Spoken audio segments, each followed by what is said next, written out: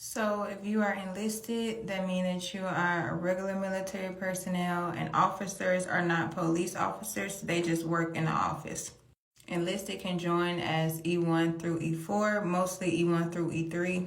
Most of the time, to rank up to E4, you need to have college credits or refer someone into the military, and they have to actually pass the test and get in. So most of the time, Black people don't make it past E6, and if they do, they have to put in for a long time. So as you continue to go on, the year goes up. Like at first when you go in there, you wait 1 year before you rank up, then you wait 2 years, then 3 years. So it keeps going up as the time go by. So you will eventually have to re-enlist if you want to make it, higher up.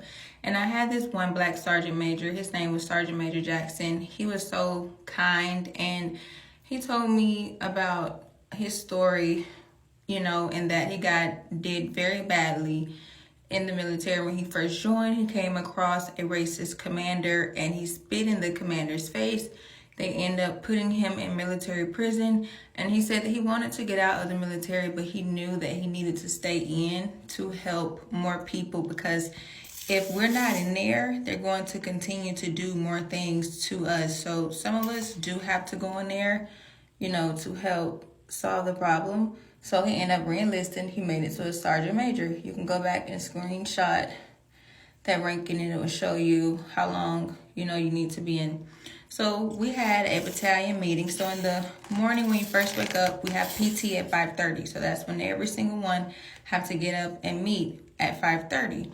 Now, this particular time, he ends up telling everyone who was E5 and above to go to work, to just basically go ahead and start work. Don't worry about PT. He was going to have a meeting with the E4s and below. So that was everyone who was not a sergeant. So he was just telling us to tell him everything that they was doing. He was like, tell me how they treat you.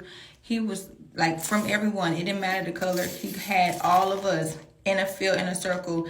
And he was the only one who had done that. The only one out of this whole entire, and a battalion is full of soldiers and full of people who are high ranking. He was the only one who had done that. When I tell you, so many people was telling him everything that was going on. So one of the things that they was doing was making people get off of work late. So my very first day in the military, I got off of work at 11 p.m. We went in for PT at 5:30, and I got off at 11 p.m. My very first day. The military also was my very first job.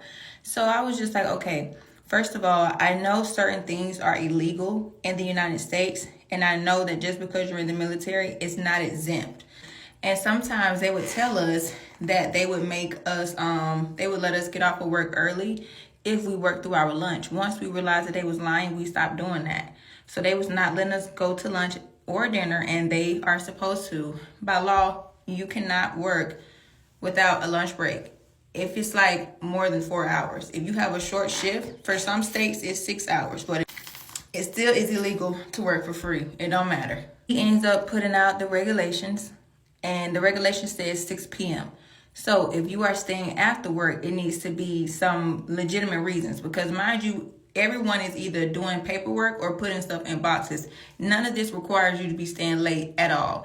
And the only people who do supposed to stay after work are the higher ups and the command team to discuss more details for the week and, do their higher up business. It's not supposed to be everyone else that's beneath. He ends up getting that in line. There was another girl who had went forward and was telling them about them smoking nuts, because technically, once you're in the big army, that's what they call it, once you are past all of your training, no one is doing the smoking you and making you do push-ups like that anymore. It's barely happening. But we had this one sergeant who is named Sergeant Johnson. He was still doing it, and this one girl went up and reported him, and Sergeant Major demoted Sergeant Johnson to E4, so he was no longer a sergeant again. So he also put that in effect, this is not basic training. Don't be trying to little girl or little boy nobody. They got their flag on the side of their uniform. Respect them. A few months later, he also was making sure that a lot of people were getting their money, because a lot of people were about to exit the military, and they were coming across command team who were not allowing them to go to their appointments, to try to get their benefits while they're in. Because once you're out, you're considered a veteran and it's a little bit more challenging and a different route that you have to go. So it's best to start working on your benefits before you hit the door. Once they realized that he was helping out on people, y'all, 2 months later, they sent his ass right on to Korea, and they put a racist white woman. She was short and she was scrawny, looked like she probably knew karate. They put her in charge. And when I tell you that she was tan, everybody of color up, it didn't matter if you was pink, orange, purple, blue, light green, she was in your ass with her. And nobody liked her. Not even the white people was liking her. My yoga instructor, she was white. She was not in the military, but she worked for the military. When I tell you that, she literally used to tell me that everyone that be coming to her yoga be saying that most of the time they're trying to get peace from their command team. On the bright side, I will say is that the military does have some positives. It's just you have to go through hoops and loops and hurdles to get them. People talk about, oh, the military pays for school. Yes, they do, but you have to get approved for it. And also, sometimes it's not just about getting approved for it by your command team. Sometimes it's stuff that you have to do to get into the school. I did story times on my page about some of the schools that I did not want to go to just because of what was happening once you get to the school. So yeah, they're going to tell you all this at the door, but they're not telling you no ifs, ands, and buts, and whys, and it comes with all this. One of the things I did was practice fitness tests online because I wanted to make sure that I was in shape so my body wouldn't shut down or be in too much pain when trying to recover. Another benefit is you also get to meet a lot of people from different cultures. So you can make, some friends. You have people in there to help you get through it. You make new opportunities, new memories.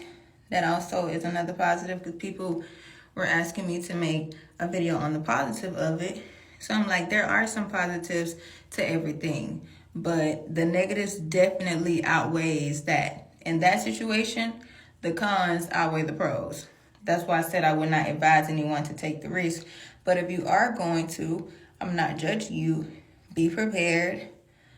Do as much research as you can to what you know you will be doing when you get in there, because a lot of stuff to me felt weird. I was unaware I was going to be doing some of those things, and I didn't do as much research on the physical part. I was too much as looking at the regulations and the rules and stuff like that. But it's numerous things that you need to do your research on when you go in there. Go and make the reports, file complaints, go to IG.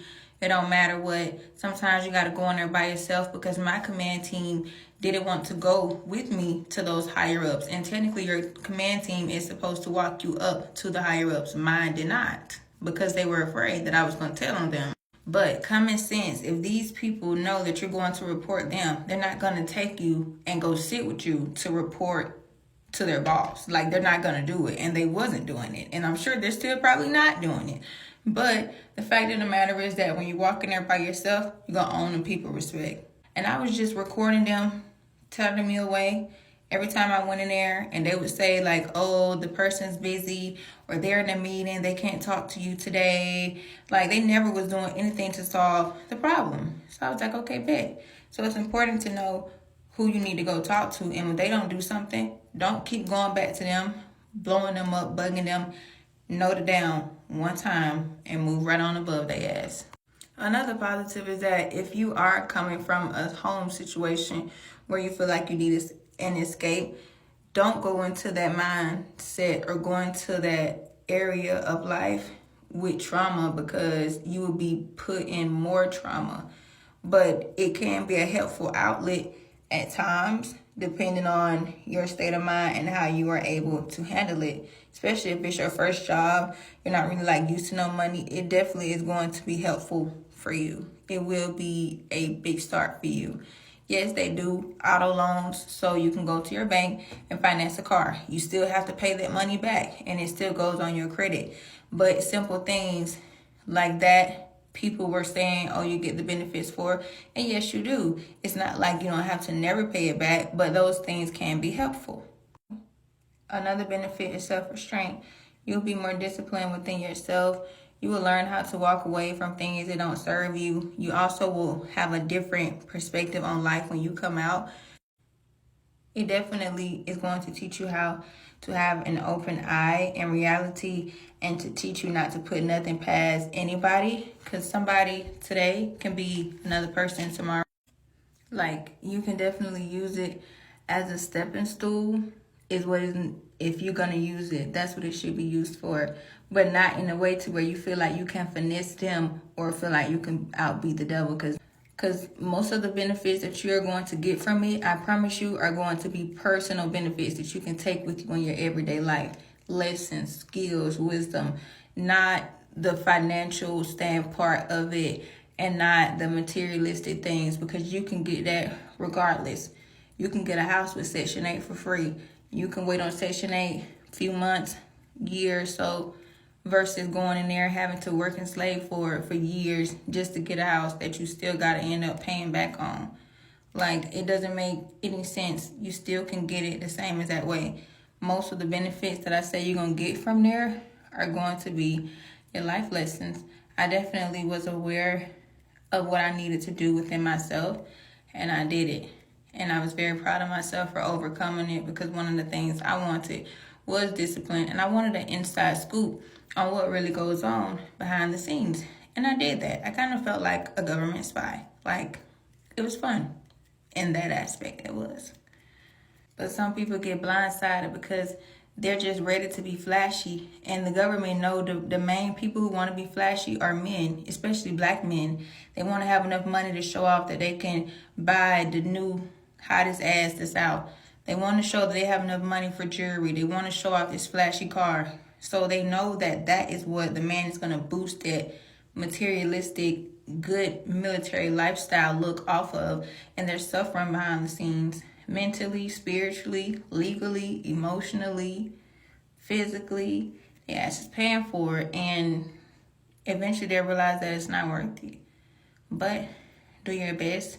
To my battles that's in there, definitely love y'all. Very proud of y'all. Continue to keep going. Document every single thing